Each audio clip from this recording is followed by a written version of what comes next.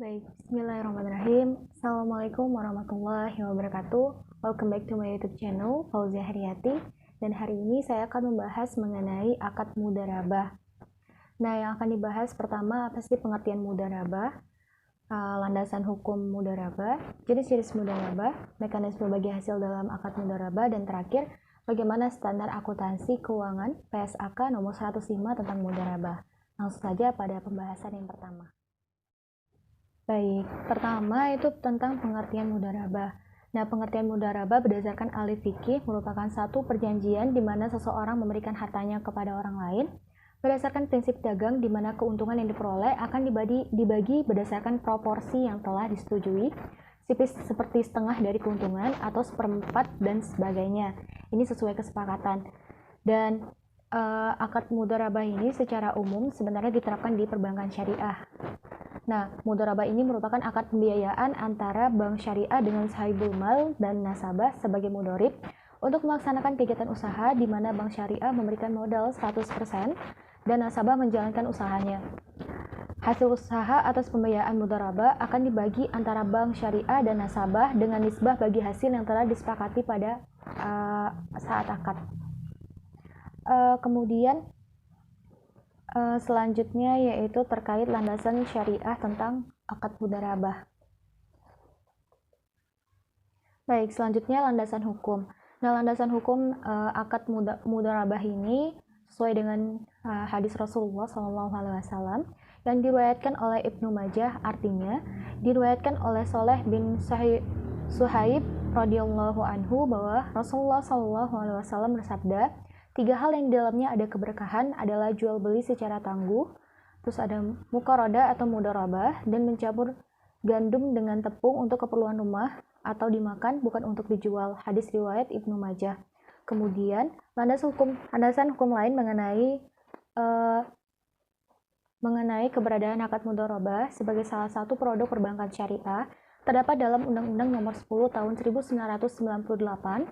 Kemudian mengalami perubahan menjadi Undang-Undang Nomor 7 Tahun 1992. Kemudian di tahun 2008 secara khusus telah diatur mengenai Undang-Undang Nomor 21 Tahun 2008 tentang perbankan syariah, yakni pasal 1 angka 25 yang menyebutkan bahwa pembiayaan adalah penyediaan dana atau tagihan yang dipersamakan dengan itu berupa transaksi bagi hasil dalam bentuk mudharabah dan musyarakah.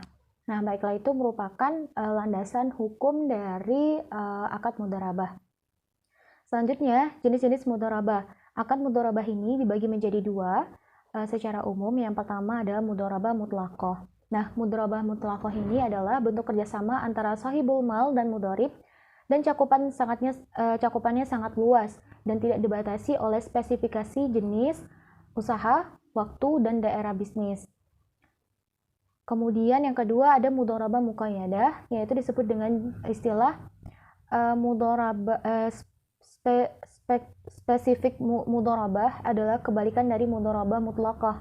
Jadi yang awal tadi dibebaskan, namun yang kedua ini lebih spesifik. Jadi si mudharib ini dibatasi dengan batasan jenis usahanya apa, waktunya kapan, dan tempat usahanya di mana.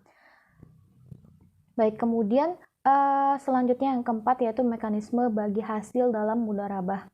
Mekanisme bagi hasil dalam mudharabah, perhitungan bagi hasil dibagi menjadi 2. Yang pertama ada revenue sharing, yang mana perhitungan bagi hasil dengan menggunakan revenue sharing berdasarkan dari nisbah dikalikan dengan pendapatan sebelum dikurangi biaya. Misalnya disepakati nisbah bagi hasil untuk bank syariah sebesar 5% dan untuk nasabah sebesar 95%. Bila pendapatan kotor yang diperoleh nasabah pada Januari sebesar 1 miliar, maka nasabah harus membayar bagi hasil kepada bank syariah sebesar 50 juta. Nah, bila pendapatan kotor bulan Februarinya itu sekitar 1 miliar 100 juta, maka bagi hasil yang diterima bank syariah sebesar 55 juta, dan seterusnya. Nah, bagi hasil antara bank syariah dan nasabah dihitung berdasarkan pendapatan kotor sebelum dikurangi dengan biaya, begitu. Terus kemudian ada cara yang kedua, yaitu selain revenue sharing, yaitu profit atau loss sharing. Nah, perhitungan bagi hasil dengan menggunakan profit atau loss sharing merupakan perhitungan bagi hasil yang berasal dari nisbah dikalikan dengan laba usaha sebelum dikurangi pajak penghasilan. Nah, pendapatan kotor dengan pokok penjualan, biaya-biaya, sama dengan laba usaha sebelum pajak. Nah, laba usaha sebelum pajak dikalikan dengan nisbah yang disepakati. Nah, contohnya, nisbah yang disepakati adalah 40% untuk bank syariah dan 60% untuk nasabah. Informasi keuangan nasabah antara lain pendapatannya misalnya kita anggap 1 miliar, kemudian harga pokok penjualannya adalah ada 700 juta, biaya pemasarannya 50 juta, biaya administrasinya 100 juta, dan biaya lain-lainnya ada 50 juta. Nah, artinya dan laba usaha sebelum pajaknya itu sekitar 100 juta. Nah, artinya bagi hasil yang diberikan oleh nasabah kepada bank syariah adalah sebesar 40 juta, yang mana dari 40% dikali dengan 100 juta, gitu. Oke, kemudian yang terakhir ini adalah tentang standar akuntansi keuangan PSAK 105. Nah, untuk standar ini pastinya membahas tentang mudharabah, akad mudharabah, yang mana bagi hasil atas kerjasama usaha diberikan sesuai dengan nisbah yang telah dituangkan dalam akad mudharabah di SAK nomor 105 yang mengatur tentang pengakuan, pengukuran, penyajian, dan pengungkapan transaksi mudharabah. Nah, pernyataan ini diterapkan untuk entitas yang melakukan transaksi mudharabah, baik sebagai pemilik dana atau sahibul mal maupun pengolah dana atau mudharib. Baik, mungkin demikian yang dapat saya sampaikan. Lebih dan kurangnya saya mohon maaf. Wassalamualaikum warahmatullahi wabarakatuh.